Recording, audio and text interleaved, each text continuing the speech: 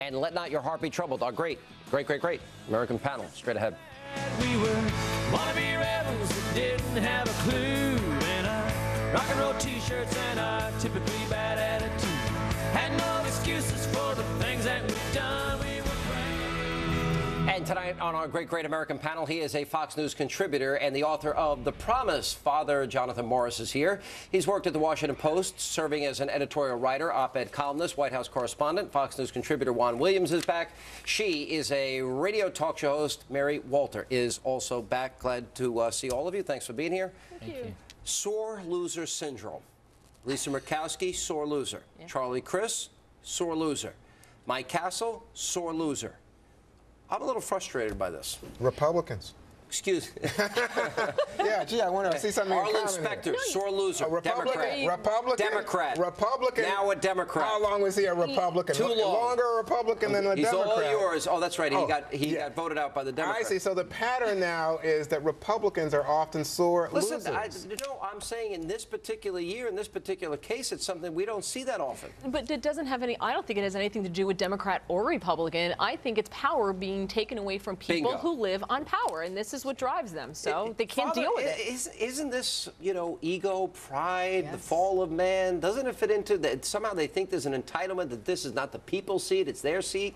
As soon as we think that political decisions are all about us, as soon as we think that economic decisions are all about us, instead of thinking that every single political and economic decision also has a moral and ethical dimension, including whether or not we have power or don't, then we're totally lost. Yeah. And that's what is real leadership is all about. So I can count on your conservative vote this year. Sean, you know exactly I would never tell you who I would vote for. Yeah, I know that's a problem. And a lot of pundits don't have the courage to tell people whether they're going to vote either. But but anyway, that's a different story. All right. There is infighting within the Democratic ranks, Juan, and that is that nobody wants to be seen. Very few people want to be seen with Obama, Reid, Pelosi. They're not running on health care, stimulus, cap, and tax. So the Democrats have their own problems. Especially the health care thing. Especially that health care thing. Exactly. Especially that failed stimulus thing. Yeah. The failed stimulus Especially that failed economy thing. Let me just tell you that the failed stimulus thing has saved us from a 16% unemployment rate, according to economists who are working for Republicans. What economists? Oh, come on. Top economist in this country. What's his name? See what? Wait, you know what? CBO just told us we're going to have unemployment up to 2012 above 8%. That's right. We would be.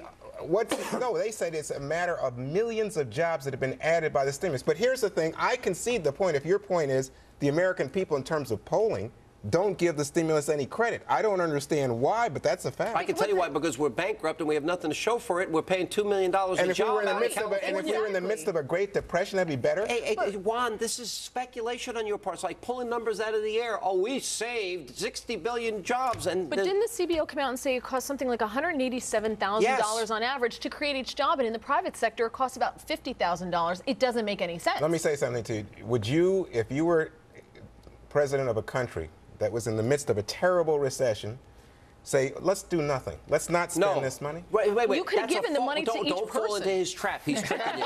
No. Thank you. No, the answer is you would do what Reagan did, who inherited a far worse economy than Obama. You would lower the tax rates, in his case, dramatically from 70 to 28%. Revenues doubled, 21 million new jobs. And what was the deficit? What was the deficit situation then? Nothing. I thought you're a deficit hawk. Well, he had a liberal Congress. He had Tip O'Neill and company to deal with. As a percentage of GDP, it's far less than what we have now, Juan. We cannot get off the fact that it is so amazing that the Democrats in this case are not campaigning for having done wonderful, ethical, moral things with health care.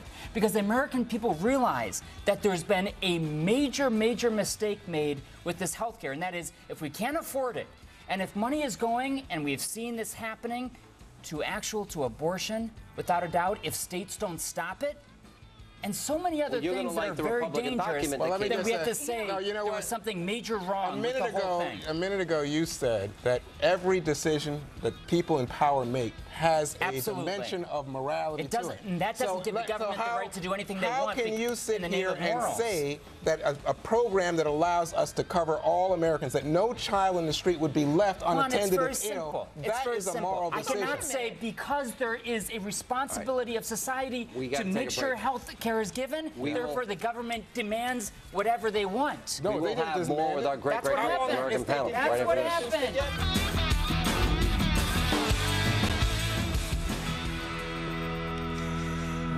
And we continue with our great American panel. All right, Bob Woodward has a new book about Barack Obama. He's had apparently some incredible access.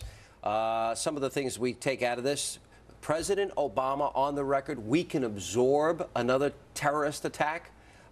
He talked about, well, he said a withdrawal timeline in Afghanistan. I can't lose the whole Democratic Party. So this is about him, not about our brave men and women out there in the field that are out there fighting.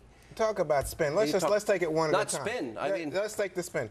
If I said to you, America is a strong country and we can take a punch, you'd say that's pride in America. You'd interpret it somehow as weakness that the president says we absorb. I would never give a homily to people who had lost their loved ones and say, hey, listen, you know what?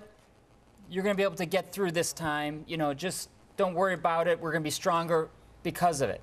No, you do that. It takes time. You're their minister. He's their president. Exactly. He's our leader. Wait a minute. There's one other point to this. But we shouldn't be talking about being willing to absorb another hit. We should be saying we're going to fight against that. He did say it. He said we're going to do everything we can to prevent it. Right. I agree with Juan on this one. I'm sorry. No, wait a minute. He should be preventing it. There's a certain fatalism, as Liz Cheney pointed out. But here's the other part. When they asked what the goal is, he's not talking about victory.